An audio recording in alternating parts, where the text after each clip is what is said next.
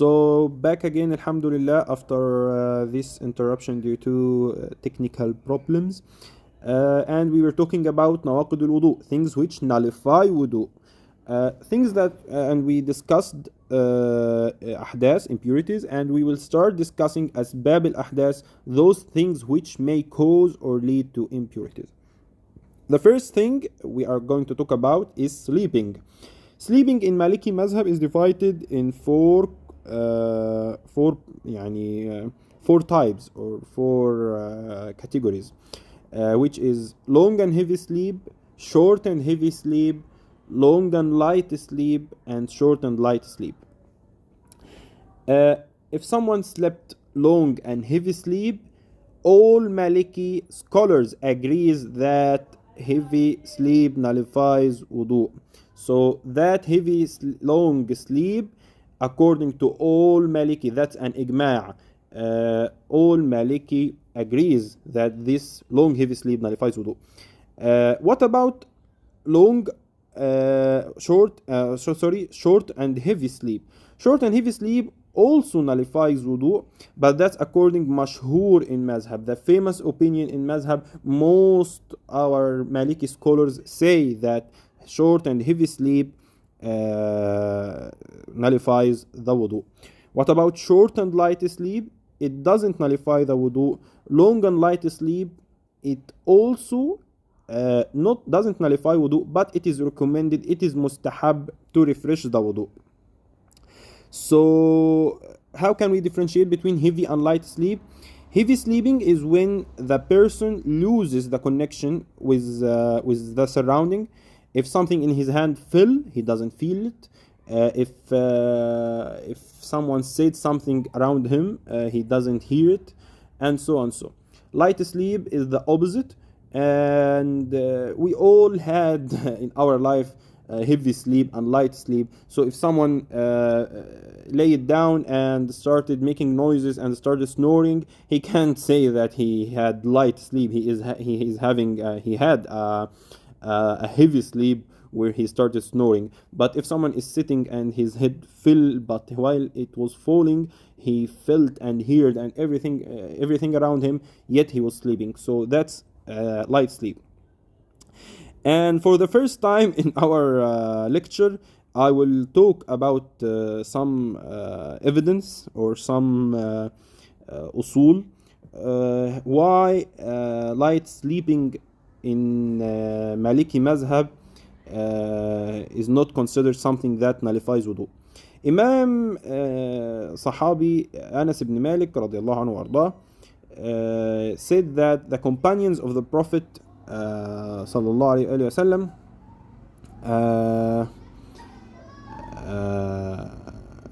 during his time waited for the prayer until their head throbbed, and then they prayed without wudu. عن أنس بن مالك رضي الله عنه كان أصحاب رسول الله صلى الله عليه وآله وسلم على عهده ينتظرون العشاء حتى تخفق رؤوسهم ثم يصلون ولا يتوضؤون.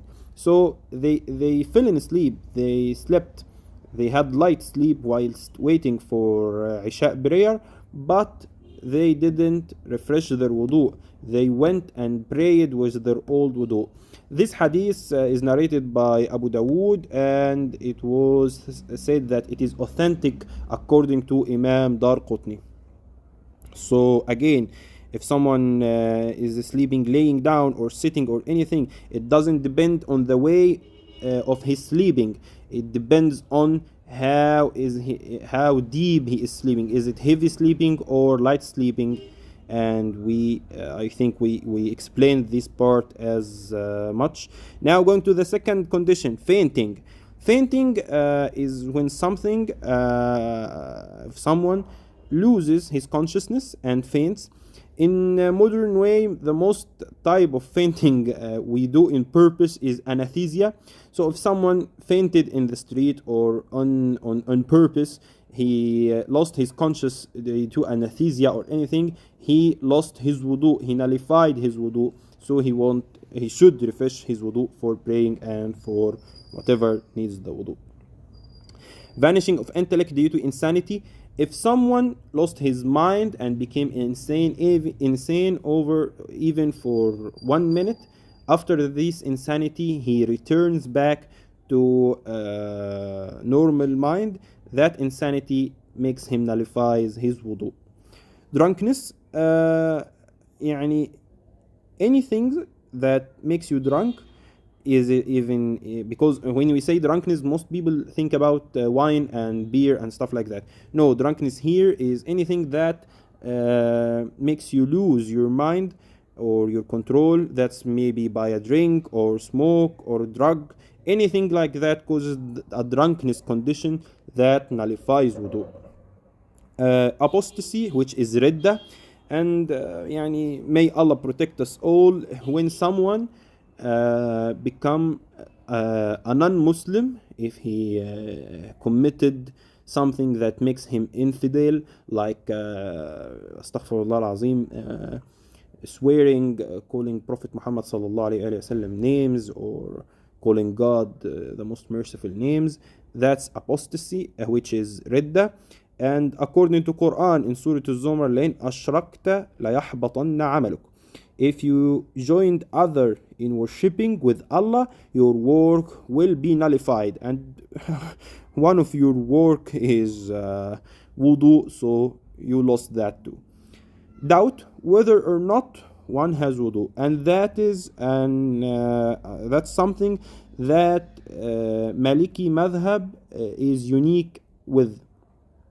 All other madhahib says that if you are having doubt, just don't listen to that doubt and go ahead and pray. But for Maliki, and we are not in usul fiqh, so I will not discuss the evidence for that. Let it be a homework for you if you want. Doubt whether or not you have wudu, that something that makes you loses your wudu, and you should refresh your wudu. Doubt is when you have a 50% is يعني 50% sureness about do you have your wudu or not. That's something with exception to people who are obsessive, because if someone is obsessed with wudu, or someone is not mentally stable, and we call him that doubt like drives him to insanity, that person should not follow that rule. So if someone keep going to wudu, and while you do that, because I have doubt, that's something that's not safe. Prophet Muhammad sallallahu alaihi wasallam said the strong Muslim is better than the weak Muslim, and being obsessed is something that's the end of the hadith. And I'm saying being obsessed, that is something that makes a Muslim weak in front of his thoughts, and we don't a Muslim to be like that. The next thing is touching the penis with the palm of the hand and the insides or the sides of the finger, even if by one finger. So touching is something that we will discuss more and more يعني,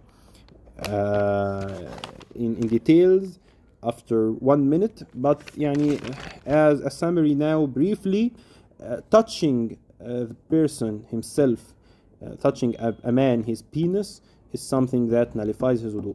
Touching is having the skin, touching the skin. So when I say touching the penis, so I'm mentioning touching the skin of palm or fingers, side or inside, to the skin to the skin, without clothes, without anything.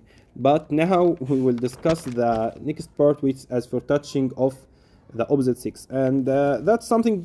The opposite sex word is something was something added by the translator, because actually in the Arabic section, in the Arabic original text, it says وباللمس. Lams is touching, and touching nullifies the wudu if it was intended to have pleasure or if there was pleasure. And we will have a long discussion about this, because Maliki mazhab is unique about this part. And if you are following the Maliki doctrine or Maliki mazhab, you should know that any touching to a male or a female, old, young, any age, any gender, anything, any part, if the pleasure is intended and was found, or if the pleasure was found and not intended, or if the pleasure was intended but not found, your wudu is nullified. And to be more clear, not only touching here, if you grabbed a part of the body of that person, man or female, male or female, young or old or anything, and that part, after grabbing that part, and there was clothes on it, you grab the part with clothes on it, and pleasure was intended and not found, or pleasure was intended and found, or pleasure was found but not intended, your wudu is nullified. Some might say that Maliki madhab is harsh, if you may call it, but that's something that's not harsh, because we want our prayers to be accepted. And Maliki scholars found, according to Quran and Sunnah and Qiyas and many other rules in their usul and their evidence, that pleasure, if was found with touching or with grabbing, with clothes on or with not clothing on, with the same sex or with opposite sex, with older age, with young age, with the same age, that nullifies wudu. So please, don't nullify your wudu and nullify your prayers and lose your hasanat for being too lazy to have your wudu again or something. So Imam Ashmawi at the end said that we should comment on some stuff that doesn't nullify wudu, because after all what we said, some people might think that those 8 points nullify wudu. And the first one he mentioned is to touch your buttock, to touch your testicle, to touch the genitals of little kids. Those 3 parts doesn't nullify wudu. One might ask, how to touch your buttock doesn't nullify wudu? Maliki scholars, after many research, found that touching your own buttocks without pleasure doesn't nullify wudu. Touching your own testicles without pleasure doesn't nullify wudu. One might say, the one who put this topic is pedophile or something. How can we say touching the genitals of little kids? No, think about parents who clean their children. If you are a parent, a mother who cleans her child genitals while cleaning him after bathing or something, your wudu is not nullified according to Maliki mazhab. To vomit doesn't doesn't nullify your wudu. To eat camel meat doesn't nullify your wudu. Cupping and bleeding, which is hijama, doesn't nullify wudu. To laugh in salah because Hanafi mazhab says that laughing during salah nullifies wudu. So Imam Ashmawi here wanted to say it again. Laughing in salah doesn't nullify wudu. For a woman to touch her private part, but it is said if she fondles, she needs to make wudu. To summarize this point, if a female touched her own self, that doesn't nullify her wudu unless she found pleasure. And Allah knows the best. والله أعلم. اللهم علمنا ما ينفعنا وانفعنا بما علمتنا وارزقنا العلم النافع. Before ending this lecture, I want to add another point for some things that doesn't nullify wudu. Finding pleasure without touching or grabbing, just by thinking or looking, also doesn't nullify wudu, and that is an ijma'. All scientists in all madhahib believe that. That ijma' was narrated by Ibn Abdul Barr in his book Al-Istizkar, and one should be accurate about that, because as we said, the pleasure is the cause of losing our wudu or nullifying our wudu, but if it is only by grabbing or touching, if it is only by thinking or looking, that doesn't nullify the wudu. الحمد لله والصلاة والسلام على سيدنا رسول الله وآله وصحبه ومن والاه. اللهم علمنا ما ينفعنا وانفعنا بما علمتنا وارزقنا العلم النافع. اللهم صل وسلم وبارك على سيدنا محمد وآله أفضل صلواتك عدد معلوماتك وملء معلوماتك وزنة معلوماتك.